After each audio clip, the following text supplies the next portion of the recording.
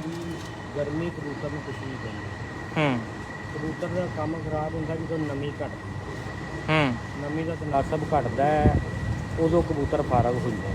ਹੂੰ ठीक है सजा कबूतर को साफ मिले ना तो गर्मी देखो ना दुबई ਦੇ ਵਿੱਚ 50 ਟੈਂਪਰੇਚਰ 50 52 ਰਹਿੰਦਾ ਰੂਟੀਨ ਦੇ ਵਿੱਚ ਹੂੰ ਕਬੂਤਰ ਉੱਥੇ 7-7 ਵੀ ਰਹਿੰਦੇ ਨੇ। ਹੂੰ ਉੱਥੇ ਨਮੀ ਜ਼ਿਆਦਾ ਉਹ 50 ਟੈਂਪਰੇਚਰ ਤੇ 65-70 ਨਮੀ ਹਰ ਟਾਈਮ ਰਹਿੰਦੀ ਹੈ। ਠੀਕ ਹੈ ਠੀਕ ਹੈ ਉੱਥੇ ਇਹ ਨਹੀਂ ਹੈਗਾ ਕਿ ਉਹ ਆਖਰ ਦੁਨੀਆ ਕਬੂਤਰ ਨੇ ਤਾਂ 50-52 ਦੇ ਵਿੱਚ ਵੀ ਸਕਦੀ ਹੈ ਬੈਂਡ ਹੈ। ਹੂੰ ਗਰਮੀ ਭਾਵੇਂ 55 ਵੀ ਪੈ ਜਾਵੇ ਨਮੀ ਵੀ ਉਨੀ ਹੋਵੇ ਜਿੰਨੀ ਗਰਮੀ ਜਿੰਨਾ ਟੈਂਪਰੇਚਰ ਹੈ ਉਨੀ ਨਮੀ ਹੋਵੇ ਕਬੂਤਰ ਸ਼ਾਮ ਦੇ ਘਰ ਉੱਡਦੇ ਨੇ। ਕਬੂਤਰ ਨੂੰ ਫਜ਼ਾ ਮਿਲਣੀ ਚਾਹੀਦੀ ਗਰਮੀ ਕਬੂਤਰ ਦਾ ਕੁਝ ਨਹੀਂ ਕਰਦਾ।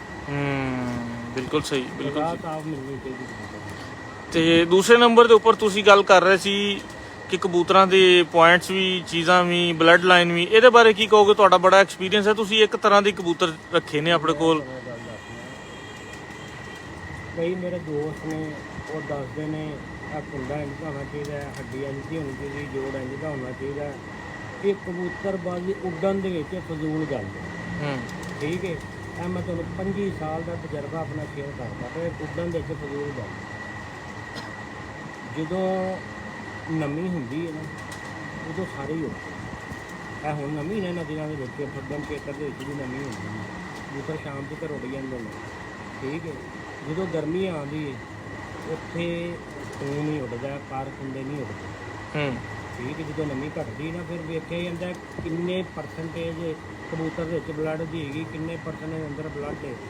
100% ਬਲੱਡ ਵਾਲਾ ਕਬੂਤਰ ਹੀ ਘਰ ਆਉਂਦਾ ਸ਼ਾਮ ਦੇ ਘਰੋਂ। ਜਿਹਨੂੰ ਕਰਾਸ ਵੱਜ ਕੇ ਬਣਿਆ ਹੁੰਦਾ ਨਾ ਉਹ ਪਹਿਲੇ ਝੱਟੇ 'ਚ ਹੀ ਫਰਕ ਹੋਈ। ਇਹ ਹੁਣ ਪਿਛਲਾ ਸਾਲ ਜਿਹੜਾ ਇਹੋ ਸਾਲ 2022 'ਚ ਗਰਮੀ ਪਈ ਹੈ ਮੈਂ ਨਹੀਂ ਵੇਖਿਆ ਕਿਸੇ ਬੰਦੇ ਦਾ ਸਾਹ ਵੀ ਨਿਕਲਿਆ ਹੋਵੇ। ਗਰਮੀ ਜਿੰਨੇ ਦਿਨ ਪੈਂਦੀ ਰਹੀ ਕੋਈ ਬਾਹਰ ਹੀ ਨਹੀਂ ਨਿਕਲਿਆ ਚੁੱਪ ਕਰਕੇ ਅੰਦਰ ਬੈਠੇ ਹਨ। ਹਰ ਬੰਦਾ ਦੁਆ ਮੰਗ ਰਿਹਾ ਬਾਰਿਸ਼ ਹੋ ਜਾਏ ਕੁਛ ਹੋ ਜਾਵੇ ਕੁਛ ਹੋ ਜਾਵੇ। ਹੈ ਉਹ ਕਿੱਥੇ ਗਿਆ ਪ੍ਰੇਮ ਤੇ ਬੰਦ ਦੁੰਮ ਤੇ ਬੰਦ ਜੋੜ ਕਿਉਂ ਨਹੀਂ ਉੱਡੇ? ਸਾਡੇ ਅਲਹਮਦੁਲਿਲਾ ਕਬੂਤਰ ਸ਼ਾਮ ਦੇ ਘਰ ਉੱਡੇ ਨਾਲ ਮੇਰੇ ਪਰਚੇ ਚੈੱਕ ਕਰ ਲਓ ਕਬੂਤਰ 7 ਵਜੇ ਦੇ ਘਰੀ ਉੱਡੇ ਕਿਉਂਕਿ ਸਾਡੇ ਕੋਲ ਪੂਰੇ ਖੂਨ ਦੇ ਕਬੂਤਰ ਨੇ। ਖੂਨ ਨੂੰ ਪਹਿਲੇ ਫੋਕਸ ਰੱਖੋ ਉਸ ਤੋਂ ਬਾਅਦ ਕਬੂਤਰ ਬਣਾਓ। ਕਬੂਤਰ ਜਿੰਨਾ ਮਰਜ਼ੀ ਬੰਦਾ ਉਸਤਾਦ ਜੀ ਖੂਨ ਨੂੰ ਤੁਸੀਂ ਮਤਲਬ ਕਿਸ ਤਰ੍ਹਾਂ ਫੋਕਸ ਕਰਾਓਗੇ? ਆਮ ਬੰਦੇ ਨੂੰ ਖੂਨ ਦਾ ਨਹੀਂ ਪਤਾ ਕਿੱਦਾਂ ਉਹਨੂੰ ਫੋਕਸ ਕਰਨਾ। ਆਮ ਬੰਦਾ ਨਾ ਕਾਲਾ ਨਾ ਪਵੇ ਕਿ ਅੱਜ ਪਦਾਇਸ਼ ਹੋਈ ਹੈ ਸਵੇਰੇ ਕਬੂਤਰ ਬਾਹਰ ਬਣ ਕੇ ਪਰਸੋਂ ਉਸਤਾਦ ਹੋ ਜਾਵੇ। ਸਾਡੇ ਤਰ੍ਹਾਂ 20-25 ਸਾਲ ਲਾਵੇ ਇਹਨੂੰ ਆਪੇ ਅਕਲ ਆ ਜਾਏਗੀ ਖੂਨ ਕਿੰਝ ਪਛਾਣਨਾ। ਹਰ ਬੰਦਾ ਫਟਾਫਟ ਤੇ ਖੂਨ ਨਹੀਂ ਕੱਢ ਸਕਦਾ। ਇਹਦੇ ਪਿੱਛੇ ਵੀ ਇੱਕ ਬੜਾ ਲੰਮਾ ਪੀਰੀਅਡ ਹੈ ਮਿਹਨਤ ਹੈ ਸਾਡੀ। ਠੀਕ ਹੈ ਮੈਂ ਤਾਂ ਕਬੂਤਰਬਾਜ਼ੀ ਖੂਨ ਤੇ ਕਰਨਾ ਵਾ ਔਰ ਖੂਨ ਤੇ ਕਰਨਾ ਔਰ ਖੂਨ ਨੂੰ ਸਾਬਤ ਕੀਤਾ ਹੈ ਜੇਠ ਦੇ ਵਿੱਚ ਕਬੂਤਰ ਉੱਡੇ ਨੇ। ਇਹ ਨਹੀਂ ਹੈਗਾ ਕਿ ਬਈ ਬੰਦ ਦੋਵੇਂ ਤੇ ਉੱਡੇਗੀ ਤੇ ਬੰਦ ਜੋੜ ਚ ਉੱਡੇਗਾ ਤੇ ਹੱਡੀ ਪੂਰੀ ਹੈ ਪੱਲਾ ਪੂਰਾ ਚ ਉੱਡੇਗਾ ਨਹੀਂ। ਆ ਜਿਹੜੇ ਆ ਫੇਵਰਟ ਪਾਰ ਨੇ ਨਾ ਮਾਸਟਰ ਪਾਰ ਜਿਹੜੇ ਵੱਡੀ ਬਗਲ ਵੱਡਾ ਕੁੰਡਾ ਹੈ ਉਹ ਅੱਲਾ ਦੀ ਮਿਹਰਬਾਨੀ ਨਾਲ 12 ਮਹੀਨੇ ਬੁੱਕ ਹੋਏ ਹੁੰਦੇ। ਬਿਲਕੁਲ ਸਹੀ ਗੱਲ ਨਹੀਂ ਹੈਗੀ ਇਹਦੇ ਜੇ ਕਿ ਸਾਰਾ ਕੁਝ ਪੂਰਾ ਤੇ ਕਬੂਤਰ ਸ਼ਾਮ ਹੋਏ ਕਬੂਤਰ ਆਪਣੇ ਖੂਨ ਤੇ ਉੱਡਦਾ। ਕੋਈ ਵੀ ਨਸਲ ਦਾ ਸਿਆਲਕੋਟੀ ਹੈ ਡੱਬ ਵਾਲਾ ਹੈ ਗੋਲਡਨ ਹੈ ਜੌਂਸਰਾ ਜਿਹੜਾ ਵੀ ਉਹ ਆਪਣੇ ਬਲੱਡ 'ਚ ਪੂਰਾ ਉਹ ਪੂਰਾ ਹੀ ਉੱਡੇਗਾ। ਬਿਲਕੁਲ ਠੀਕ। ਕਬੂਤਰ ਉਹ ਥੱਲੇ ਨੂੰ ਆਉਂਦੇ ਨੇ ਜਿਨ੍ਹਾਂ ਨੂੰ ਕਰਾਸ ਅਸੀਂ ਕਹਿੰਦੇ ਜੀ ਇਹ ਕਰਾਸ ਜੋੜਾ ਲੱਗਾ ਤੇ ਬਹੁਤ ਅੱਛਾ ਉੱਡ ਰਿਹਾ। ਅਸਲ ਕਿਉਂ ਨਹੀਂ ਉੱਡ ਰਿਹਾ? ਪਹਿਲਾਂ ਤਾਂ ਆਪਣੇ ਖੂਨ ਨੂੰ ਆਪਣੇ ਪਰਫਾਰਮ ਕਰੇ ਨਾ ਉਹਦੇ 'ਚ ਕਿੰਨੀ ਸਲਾਹੀਅਤ ਉੱਡਣ ਦੀ।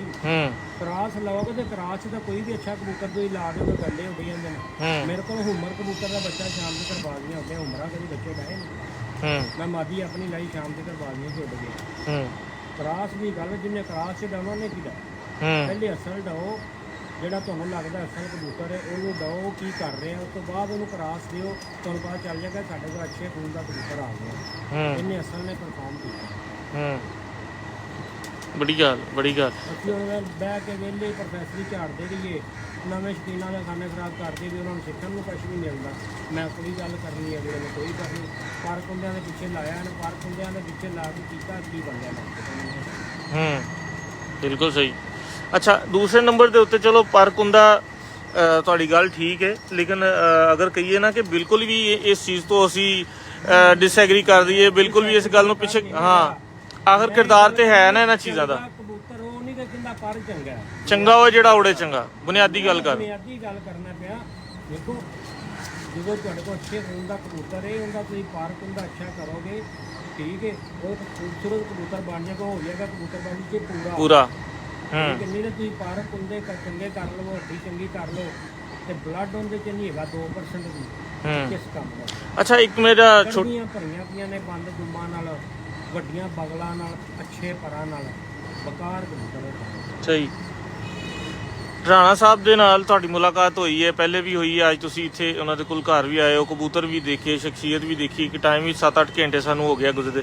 ਕੈਸੇ ਕਬੂਤਰ ਲੱਗੇ, ਕੈਸੇ ਇਨਸਾਨ ਲੱਗੇ, ਕੀ ਤੁਹਾਨੂੰ ਇਹਨਾਂ 'ਚ ਮੁਖਤਲਿਫ ਨਜ਼ਰ ਆਇਆ? ਰਾਣਾ ਸਾਹਿਬ ਪਹਿਲੇ ਵੀ ਜਦੋਂ ਖੇਡਦੇ ਇਨਸਾਨ ਸੀ, ਕਬੂਤਰਬਾਜ਼ ਨੇ ਦੇਖੇ, ਜਿੰਨੇ ਕਬੂਤਰਬਾਜ਼ੀ 'ਚ ਜਿਹੜੇ ਬੰਦੇ ਮੈਨੂੰ ਸੱਚ ਗੱਲ ਕਰਨੀ ਨਾ, ਉਹ ਅੱਛਾ ਇਨਸਾਨ ਹੀ ਹੈ।